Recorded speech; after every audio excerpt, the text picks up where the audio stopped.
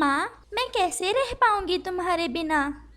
जैसे मैं रह पाई थी अपनी माँ के बिना। बेटा, हमें अच्छे की तलाश में घर से निकलना पड़ता है। अगर ऐसे डरती रहोगी तो सारी जिंदगी कैसे गुजारोगी? माता पिता का कर्तव्य है अपने बच्चों को जिंदगी के तमाम उतार और चढ़ाव सिखाना। तुम्हें जाना होगा पर्वत के उस पार कुछ नए रंग सीखने के लिए। और हम पक्षियों की तो जिंदगी में कोई एक ठिकाना है ही नहीं। मैं ज़्यादा उड़ नहीं सकती, मैं बहुत बूढ़ी हो गई हूँ। लेकिन मैंने अपने बड़ों से यही सीखा है कि कैसे अपनी ज़िंदगी में सीखी हुई बातों को अगली नस्ल में मुंतकिल करते हैं। ये सच है कि अब शायद मैं ज़्यादा देर जी ना पाऊँ। नहीं माँ, नहीं, ऐसे तो ना कहो। हाँ, ये सच है और इसे झुठलाया नहीं जा सकता। पर्वत के उस पार बहार का मौसम है। जाओ, अपनी जिंदगी की खुशियाँ ढूंढो। कुछ और पक्षी भी जा रहे हैं, तुम उनके साथ ही जाना और उनका साथ ना छोड़ना। अगर रास्ते में कोई भी मुश्किल हो, घबराना नहीं और अपने नए परिवार का बहुत ख्याल रखना। जीवन प्यार और एहसास का नाम है और जो बातें मैंने तुम्हें बताई हैं ये तुम्हारे पास अमानत है। इसे अगली नस्ल तक पहुंचाना तुम्हारी जिम्मेदारी है। हाँ माँ, मैं करूँगी। मैं अपने पूर्वजों की उम्मीदों को हमेशा पूरा करूँगी और एक अच्छा जीवन गुजारूँगी। वो सामने कौवे का घर है, शायद वहाँ कुछ और भी पक्षी इकट्ठे हों। तुम उनके साथ ही निकल जाओ।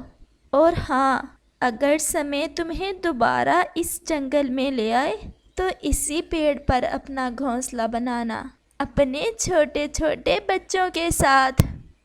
माँ, अब जाओ। और जवान मीनू चिड़िया बहार की तलाश में पर्वत के उस पार सफ़र के लिए उड़ जाती है।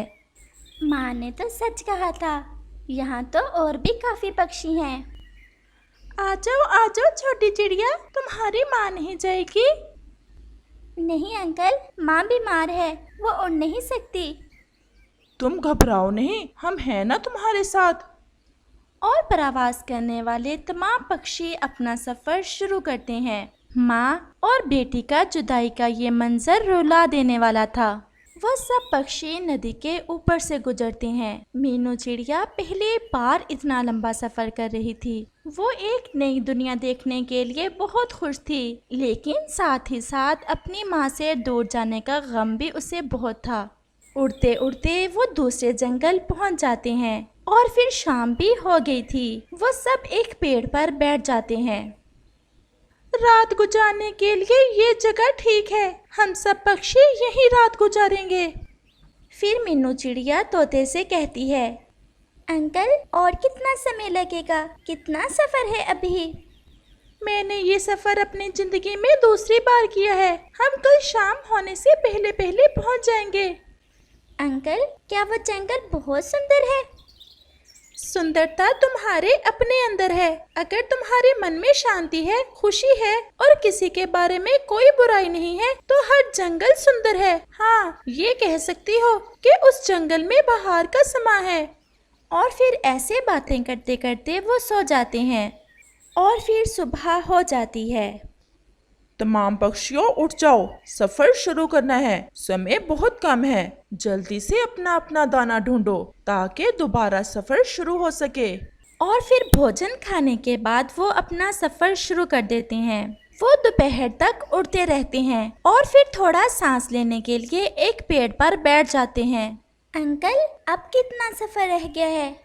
वो जो पहाड़ नजर आ रहे हैं उनके पार जाना है हमें। हाँ, वो तो पास ही है, अब तो सफ़र थोड़ा ही रहता है। और वो फिर से उड़ते हैं और वो जल्द ही पहाड़ों की दूसरी दिशा नए जंगल में पहुंच जाते हैं। तोते अंकल, मेरा ये पहला सफ़र है, क्या मुझे अकेले रहना होगा यहाँ?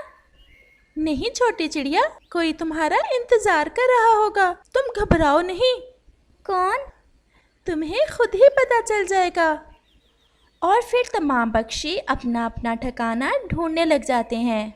और फिर मीनू चिड़िया नदी के पास एक पेड़ पर बैठ जाती है। उसका मन बहुत उदास हो रहा था। उसे अपनी माँ की बातें याद आ रही थी, लेकिन उसे अपनी माँ से किया हुआ वादा पूरा करना था और एक नए और अच्छे जीवन की शुरुआत करनी थी। माँ, वो देखो, दूसरे जंगल से पक्षी आए हैं।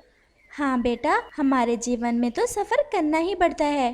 और फिर अचानक से चिड़िया के बेटे की नज़र मीनू चिड़िया पर पड़ती है। माँ, वो पक्षी हमारे परिवार से है। हाँ बेटा, हाँ, वो तो हमारे परिवार से ही लग रही है। चलो पूछते हैं उससे। और फिर वो दोनों माँ बेटा मीनू चिड़िया के पास चले जाते हैं। बेटा, तुम भी दूसरे जंगल से आई हो?